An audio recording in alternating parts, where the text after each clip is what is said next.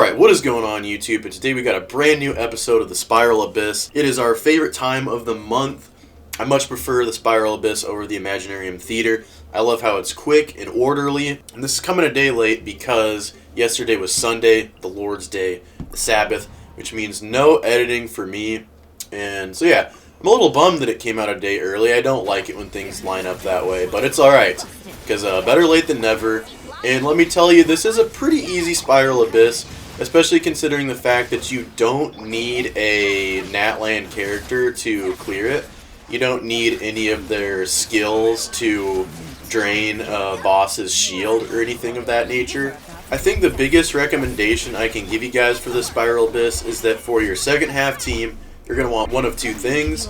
A team that does a lot of damage in a short window of time, or a team that has a very good shielder. And I say that because the last chamber of the whole floor 12 Spiral Abyss is that little green lion dude from Leeway, from the new part of Leeway. I talked about that boss previously on this channel because he seems to be a poppin' boss as of late. But the thing is, and also you're going to want a character that does a swirlable, that uses a swirlable element to pop his anemo balls, the little green balls he floats around. You can, I don't know, use the element to break those balls. Phrasing. But I did not, as you can see. I used for my second half team Mono Geo, because I went the shield route. And you have basically two options. He enters this kind of state where there's like little ripples of water that do a ton of damage. So you're either going to want a shield for that, or you're going to want to step out of that zone. And when you step out of that zone, you are missing out on damage you can be doing on this boss. And so you're just going to want a character that can do a ton of damage during the time where you are outside of that little puddle damage. Or you combine the best of both worlds and do a high damaging team with a shielder. That would obviously be best case scenario. But originally my plan was to go like a D-Luke team, because I've been wanting to get some DPS D-Luke. And if I had a better team for him, I'm sure I still would have been able to do it. Like if I had a shielder that did a lot of damage. Maybe I even tried Sitlali, I don't know. We will go back and do more runs on this Abyss, because this is a relatively easy Abyss, which means you can try teams that you've been wanting to try for a while and get a little creative with it. There's not a specific boss that needs a very specific team to overcome and defeat.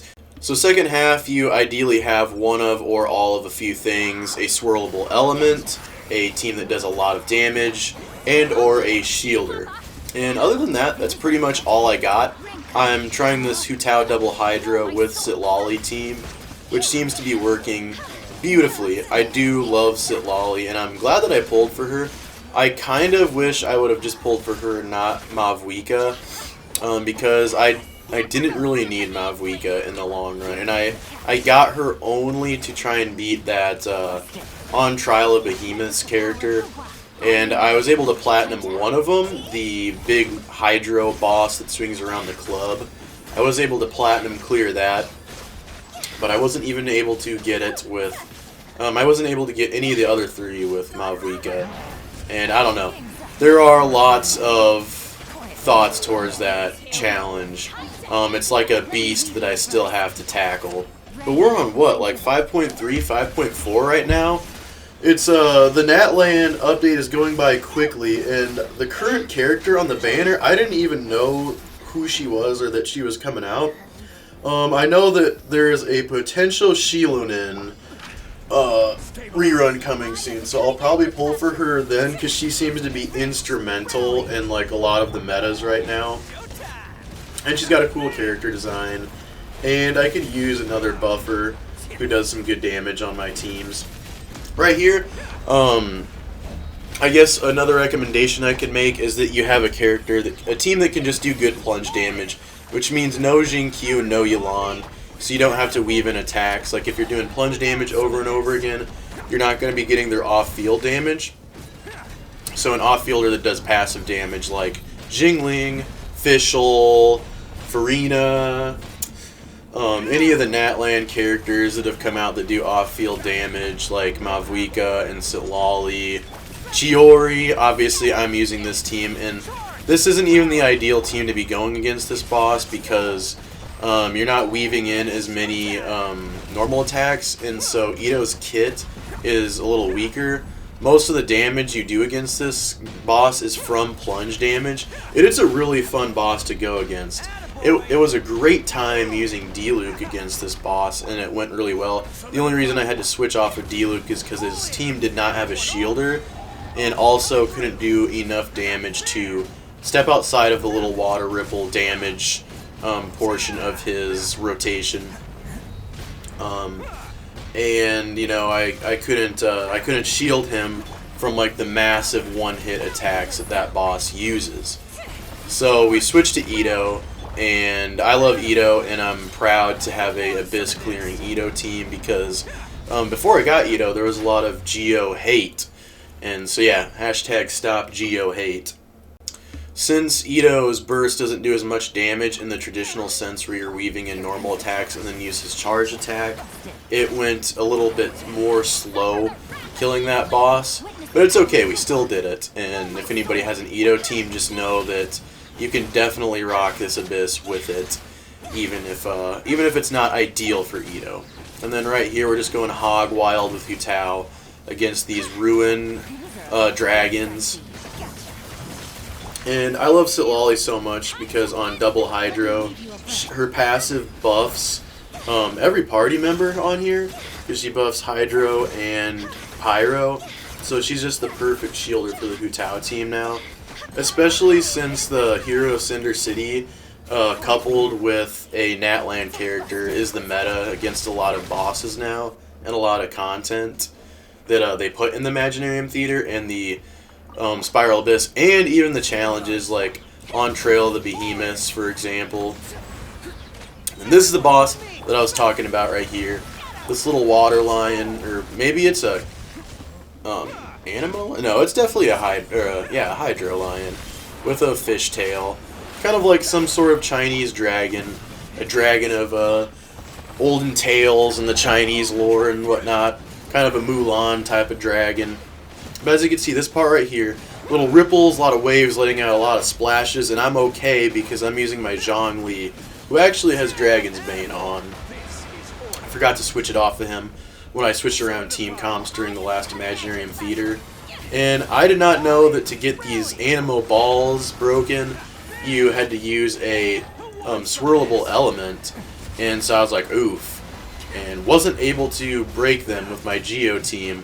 So we just went Ooga Booga, all-out damage, without even crippling this beast, and it seemed to work. Thankfully. Or maybe not.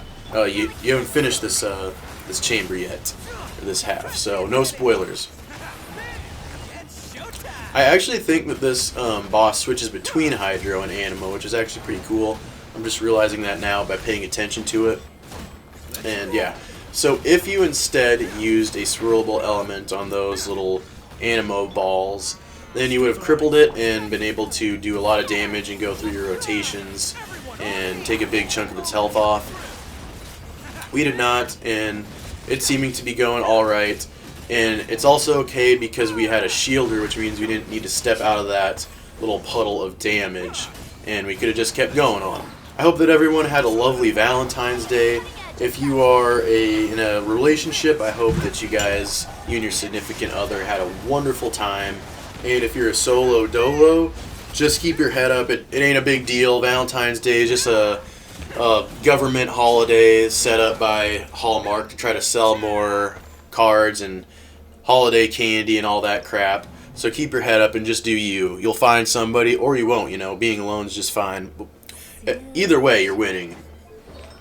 But we got our team comps. Not much has changed as far as these go. I think we got slightly, marginally better artifact sets for Sitlali, but other than that, nothing's changed. Same old for both teams.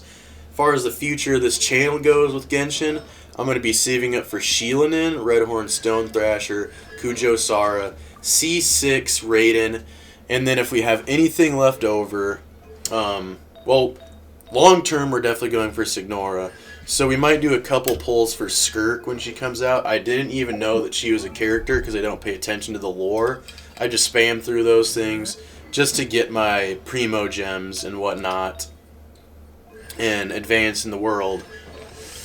But apparently she's supposed to be pretty good, so we might do a couple pulls for Skirk, see if we get her, see if the Lord wants Skirk on this account. Yeah, I hope if you guys are pulling for the new Animo DPS or Sanguine or whatever her name is, that goes greatly for you, and your Spiral Abyss attempt goes greatly for you, and I love you guys. Thank you so much for watching. I hope this helped. God bless you. Peace out. I'll see you next time.